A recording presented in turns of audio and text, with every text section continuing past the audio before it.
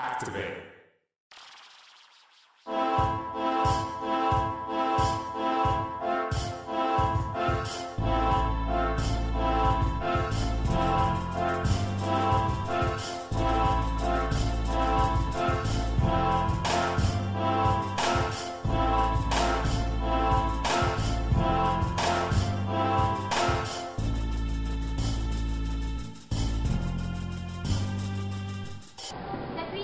Madalas ang kulitan.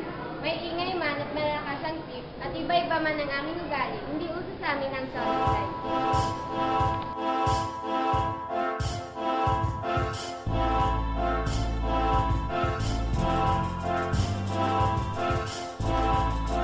Mas marami, mas masaya. Madalas ang tawanan sa loob o labas man ng classroom.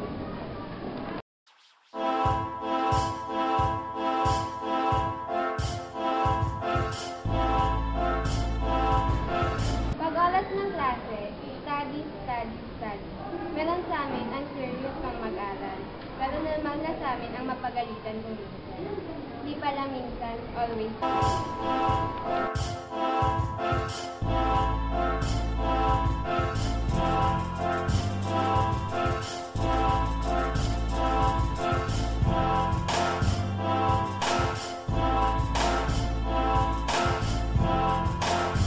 And now, sa performance na ipapakita namin, naging inspiration namin ng aming mga understanding teachers na pinapayagan kami para mag-practice, especially si Sir Jojit, our MAPE teacher.